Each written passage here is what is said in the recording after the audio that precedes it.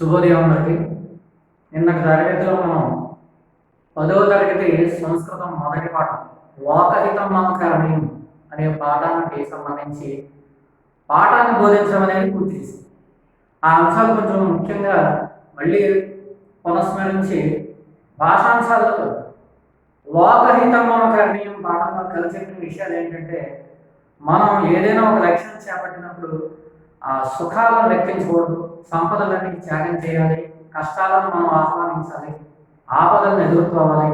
ఎక్కడైతే అజ్ఞానం ఉందో, వెనుకబాటుతనం ఉందో అలాంటి చోటకి మనం వెళ్ళి ప్రజల్ని చైతన్యవంతులు చేయాలి అని ప్రతి ఒక్కరు కూడా విద్యార్థులు మానవ సేవ లోకహితం అనేటటువంటివన్నీ కూడా పెంపొందించుకునే విధంగా తమను తాము తయారు చేసుకోవాలని కవి సందేశం ఇచ్చారు. అయితే ఇక్కడ మనం పదజాల భాషాంశాల విషయాలకు వస్తే, ఇవి ప్రశ్నాపత్రాన్ని అనుసరించి ఈ పదజాల భాషాంశాలు అభ్యాసం అనేది చేయాలి. అది ఏ విధంగా అంటే, మనకి ప్రశ్నాపత్రంలో మొదట సమానార్థకాలు అని ఇస్తారు. సమానార్థక పదాలు అంటే అర్థం, రెండవది విరుద్ధార్థక పదాలు, మూడవది సంధి విఘటయత అంటే సంధిని వెట్టేయడం, నాలుగవది సంధి యోచయత అనగా సంధిని కలపడం, ఐదవది సమాస పదం విగ్రహవాక్యం, ఆరవది శబ్దాలు, ఏడవది ధాతువు. ఇందులో మనం ముందుగా సమానార్థక పదాలు, విరుద్ధార్థక పదాలు, సంధి విఘటయత, సంధి యోజయత ఈ అంశాలు మనం ముందుగా పరిశీలిస్తాం. తర్వాత సమాసం, ఈ పాఠంలో ఇచ్చిన సమాస పదాలని 3 సమాసములు, షష్ఠీ తత్పురుషం, ద్వంద్వ సమాసము, రూపక సమాసం నామమాత్రంగా పరిశీలిద్దాం. ఇప్పుడు మనం పాఠంలో వచ్చినటువంటి కొన్ని సమానార్థక పదాలని 40 పరిశీలిద్దాం. అంటే ఇది చదివేటప్పుడు మనం వీటికి సంబంధించిన తెలుగు పదాలని మనసులో పెట్టుకుని ఆ పదాలను చదవాలి. ఎందుకంటే సంస్కృతం కొత్త భాష, కొత్త తరగతిలో కొత్త పాఠం, ఇలాంటి భయం ఉండటం సహజం. ఇలాంటప్పుడు ఏం చేయాలంటే, ఆ పదాలను మాతృభాష పదాలతో లింకప్ చేసి వాటిని మనసులో గుర్తు పెట్టుకుంటూ చదవటం, ఒకసారి చూసి రాయటం సాధన చేయాలి. కాబట్టి ముందుగా సమానార్థక పదాలను పరిశీలిద్దాం. ఇక్కడ సమానార్థక పదాన్ని అంటే మనకి తెలుగులో అర్థాలు, అంటే ఈ అర్థాలు కొన్ని పరిశీలించినట్లయితే, పాఠంలో వచ్చిన పదాలు సతత్ లేదా సతతం. సతతం అంటే నిత్యం అనర్థం, అంటే ఎల్లప్పుడూ. సాగర అంటే సముద్ర, సముద్రం. విపినం అంటే అరణ్యం, అడవి. మనః అనగా చిత్తం అంటే మనస్సు. అంధకార అనగా తమః, తమస్సు చీకటి, అజ్ఞానం. వదనీయం అనగా కథనీయం అంటే పలకడం, మాట్లాడడం, బోధించడం. దుఃఖం అనగా శోకం, బాధ. పర్వత అద్రి, కొండ. ఇప్పుడు మనం రెండవ అంశమైనటువంటి విరుద్ధార్థక పదాలు అనగా వ్యతిరేక పదాల గురించి పరిశీలిద్దాం. హితం, అహితం. హితము అంటే మంచి, అహితం అంటే చెడు అని అర్థం. అంధకార అంటే చీకటి, ప్రకాశ అంటే వెలుగు. నిజ అంటే సొంతం లేదా స్వ, ప అంటే ఇతరులకు సంబంధించినది అని. సుఖం, సుఖము. దుఃఖం, దుఃఖము. తత్ర అక్కడ, అత్ర ఇక్కడ. అలాగా సత్యం నిజం, అసత్యం అబద్ధం. ఈ విధంగా ఈ పదాలకి తెలుగు అర్థాలు మనసులో పెట్టుకుని చూసి రాస్తూ చదువుతూ సాధన చేయాలి. మనకి మూడవ అంశం అయినటువంటి సంధయ, సంధులు అనే అంశాన్ని పరిశీలించినప్పుడు, ఈ సంధులు అనే ప్రకరణంలో సంస్కృతంలో ప్రశ్నాపత్రంలో 2 అంశాలు వస్తాయి. ఒకటి సంధి విఘటయత అంటే ఇలాగా కలిగిన పదాన్ని ఇచ్చి పదాలను విడదీయడం. రెండవ అంశం ఏంటంటే సంధి యోజయత అంటే ఇలా 2 పదాలు విడదీసినవి ఇచ్చి కలిగిన పదంగా రాయమంటారు. ఇక్కడ మనకి తెలుగు పేపర్కి సంస్కృత పేపర్కి ఉన్న సులువు ఏంటంటే ఇక్కడ ఇది ఏ సంధి ఏ సూత్రం ఇవన్నీ అడగదు. ఎందుకంటే మొదటగా మీకు 10th క్లాస్లో సంస్కృతం పరిచయం చేస్తున్నారు కాబట్టి పదాలను కలపడం, పదాలను విడదీయడం, వాక్య నిర్మాణాలు, సంధి పదాల నిర్మాణాలు ఇలాంటివన్నీ మీకు పరిచయం చేస్తున్నారు కాబట్టి ఇవన్నీ మీకు సులువుగా తెలుగులో చేసినటువంటి అభ్యాసాలు వీటికి బాగా పనికొస్తాయి. ఎందుకంటే తెలుగులో మనం పాఠాన్ని అనుసరించి 6వ తరగతి, 7వ తరగతి, 8వ తరగతి, 9వ తరగతి ఇలా 4 సంవత్సరాల బట్టి సంధులతో మనం ప్రయాణం చేస్తూ వస్తాం. కాబట్టి ఆ సంధి పదాలను విడదీయడం, కలపడం మనకి ఇప్పటికే అలవాటైంది. కాకపోతే అవి సంస్కృతంలో ఎలా చదవాలి, సంస్కృతంలో ఎలా రాయాలి అనేది మనం ఇప్పుడు కొత్తగా నేర్చుకుంటాం. మిగిలినవన్నీ అవే. ఎందుకంటే ఈ సంస్కృత పదాలను తీసుకునే మనం ఈ సంస్కృత సందులు ఈ పదాలన్నీ కూడా మనం అభ్యాసం చేస్తున్నాం కాబట్టి మనకి ఈ సంధి ప్రకరణం అనేది చాలా సులభంగా ఉంటుంది. కాబట్టి మనం కొన్ని సంధి పదాలు చూసినట్టయితే సంధి యోజేత చూద్దాం. అంటే విడదీసిన పదాలు ఇచ్చి సంధి పదాలు కలపడం. గహన ప్లస్ అరణ్య అన్నాడు. అంటే ఇక్కడ దట్టమైన అరణ్యం అర్థం. ఈ గహన ప్లస్ అరణ్య ఈజ్ ఈక్వల్ టు ఏమైంది ఇక్కడ గహనారణ్యం. అంటే ఇక్కడ మా అక్షరం కింద దీర్ఘం వస్తుంది. అంటే ఇక్కడ సవర్ణములు కలిసినందువల్ల ఇక్కడ సవర్ణ దీర్ఘం. అలాగే ఇక్కడ ఘన ప్లస్ అంధకార, ఘనాంధకార అంటే దట్టమైన చీకటి. ఇవన్నీ మనం నిన్నటి తరగతిలో చర్చించుకున్నాం. కాబట్టి ఇది కూడా మనకి సవర్ణంలో కలిసినటువంటి పదాలు ఏర్పడే సంధి కాబట్టి ఇక్కడ సవర్ణ దీర్ఘ సంధి. అహహ ప్లస్ నిశం, అహర్నిశం విసర్గ సంధి వచ్చింది మనకి. 10వ తరగతిలో మనం ఈ విసర్గ సంధి గురించి చర్చిస్తాం కాబట్టి ఈ విసర్గ సంధి పదాలు మనకి 5 రూపాలు ఉంటాయి. వాటిలో ఒక రూపం ఇది అహహ ప్లస్ నిశం, అహర్నిశం. సూర్య ప్లస్ ఉదయ, సూర్యోదయ. అంటే ఇక్కడ ఆ ప్లస్ ఊ ఈజ్ ఈక్వల్ టు ఓ. అంటే ఇక్కడ గుణసంధి సూత్రం మనకి తెలుసు. అకారానికి ఈ ఉత్తరాలు కాకపోతే ఏవో ఆదేశం అవుతాయని ఇక్కడ ఓ అనే అక్షరం ఆదేశం కాబట్టి గుణసంధి. కాబట్టి మనం ఇక్కడ 10వ తరగతిలో సంస్కృతంలో సంధి పదాలు నేర్చుకునేటప్పుడు మనం పాటించవలసిన ముఖ్య సూత్రం ఏంటంటే వాడు అడిగిన ప్రశ్న విధానాన్ని బట్టి విడదీసిన పదాలు ఇస్తే కలిపి రాయడం, కలిపిన పదం ఇస్తే విడదీసి రాయడం. అంటే సంధి విడదీయ అంటే కలిపిన పదం గహనారణ్య అని ఇస్తే గహనారణ్య అని జవాబు రాస్తే సరిపోతుంది. అంతేగాని దాని సంధి పేరు అక్కడ అక్కర్లేదు. అలాగే విడదీసిన పదం ఇచ్చేటప్పుడు ఘనాంధకార అని ఇచ్చేటప్పుడు ఆ దాంట్లో సంధి యోజేత అని ఇస్తాడు. అంటే సంధి కలపడం. ఘనాంధకార అని కలిపిన పదాలను రాస్తాం. అంటే ఇక్కడ మనం ఈ సంధి ప్రకరణలో మనకు వచ్చేటటువంటి సంధులన్నీ కూడా మనం సంధి పదాలను విడదీయడం అంటే సంధి విడదీయ, సంధి పదాలను కలపడం సంధి యోజేత అనేటటువంటి ఈ 2 ప్రకరణాలు మనం తెలుగు భాషలో తెలుగు వాచకం సాయంతో చదువుతారు. ఇవి మనం సులువుగా అభ్యాసం చేస్తాం. ఇప్పుడు మనం లోకహితం పాఠంలోని సమాస ప్రకరణం చూద్దాం.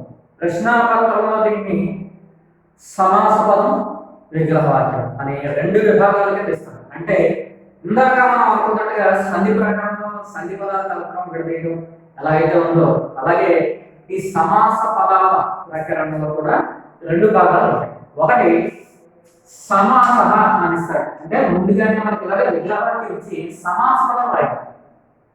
రెండవది విగ్రహవాక్య ఇస్తాడు. అంటే సమాస పదం ఇచ్చి దానికి విగ్రహవాక్యం రాయడం. ఇప్పుడు ఈ లోకహితం పాఠంలోని కొన్ని సమాసం చూసినట్లయితే ఒకటి అహర్నిశం.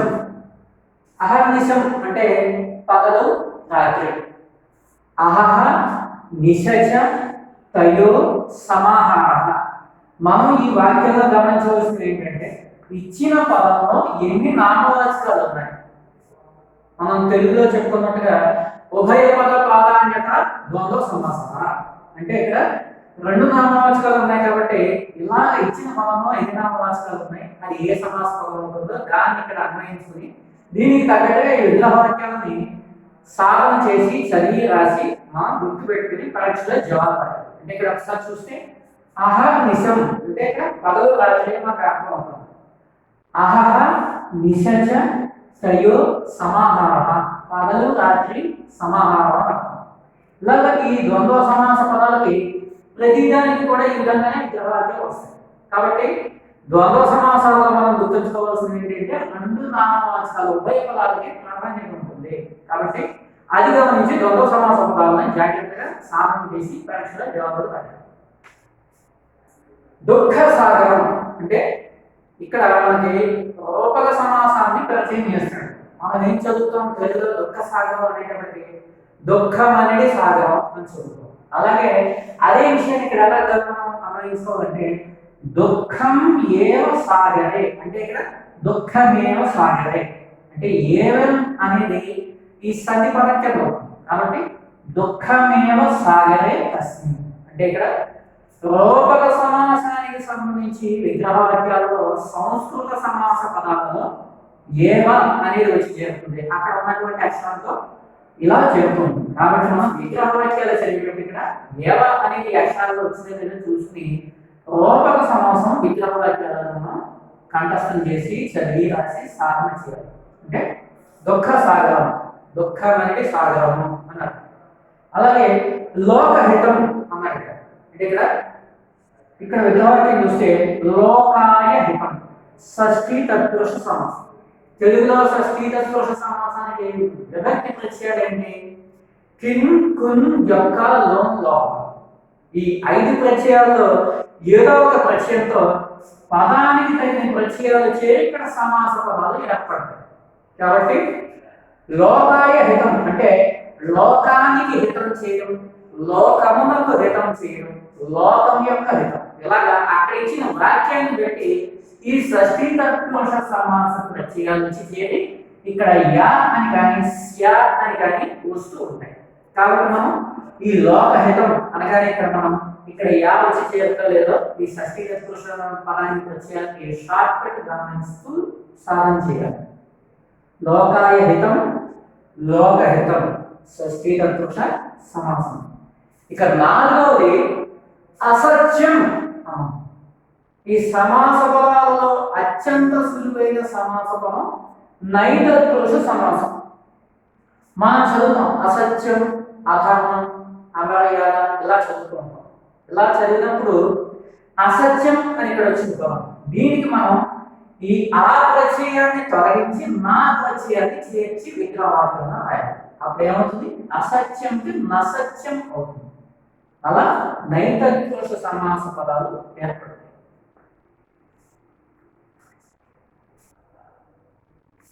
ఇప్పుడు మనం ఇందాక చెప్పుకున్నటువంటి సమాసంతో పాటు ఇంకొక సమాసం కూడా పరిశీలిద్దాం.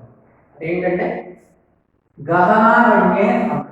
అంటే గహనారణ్యము అంటే దట్టమైన అడవి. గహనంచ తత్ అరణ్యంచ తస్మిన్ అంటే ఇక్కడ విశేషణ పూర్వపద కర్మధారణ సమాసం. అంటే ఇక్కడ మనకి ఇచ్చిన పదాన్ని పరిశీలించినప్పుడు పదాలు ఇక్కడ 2 పదాలు ఉన్నాయి. మొదటి పదం ఏ భాషా భాగంలో ఉంది, అందులో ఉన్న రెండవ పదం ఏ భాషా భాగంలో ఉంది అని గమనించాలి. ఇక్కడ గహనారణ్య అని ఇచ్చాడు. గహన అరణ్య, అరణ్య అనేది నామవాచకం మనకు అర్థమవుతుంది. కాబట్టి ఈ అరణ్యం ఎలా ఉంది? గహనం అంటే దట్టంగా ఉంది. కాబట్టి పూర్వపదం విశేషంగా వచ్చింది కాబట్టి విశేషణ పూర్వపద కర్మధారయ సమాసం అవుతుంది. కాబట్టి మనం విగ్రహవాక్యాలు రాసేటప్పుడు పదాలు ఏ విధంగా అమలు ఉన్నాయనే విషయాన్ని గమనించాలి.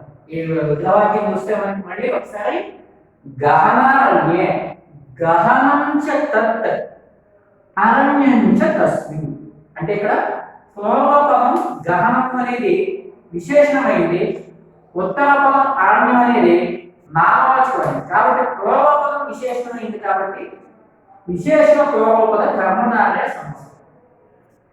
అలాగే రెండవ పదాన్ని కూడా చూస్తే అది కూడా విశేషణ పూర్వపద కర్మధారయ సమాసమైంది. అది కూడా ఒకసారి చూద్దాం. ఘనాంధకారే అంటే ఇక్కడ ఘనము అంధకారం అనే 2 పదాలు ఉన్నాయి. ఘనము అంటే దట్టమైన, అంధకారే అంటే చీకటి, దట్టమైన చీకటి. అంటే ఇక్కడ ఇందులో ఉన్న 2 పదాల్లో కూడా ఈ ఉత్తర పదం రెండవ పదం నామవాచకం, పూర్వ పదం విశేషణమైంది. కాబట్టి పూర్వపదం విశేషణమై ఉత్తరపదం నామవాచకమైంది కాబట్టి విశేషణం పూర్వపద కర్మధారయ సమాసం. ఏంటి దీని విగ్రహవాక్యం పరిశీలించినట్టయితే ఘనంచ తత్ అంధకారంచ తస్మిన్ అంటే ఇక్కడ చూసినట్టయితే ఘనంచ తత్ ఘనము అంటే దట్టమైన పూర్వపదం కాబట్టి ఇక్కడ విశేషణం తత్ అంధకారంచ అంధకారం అంటే చీకటి అది నామవాచకం. ఈ చీకటి ఎలా ఉంది దట్టంగా ఉంది కాబట్టి పూర్వపదం విశేషణం వచ్చింది కాబట్టి విశేషణం పూర్వపద కర్మధారయ సమాసం అయింది.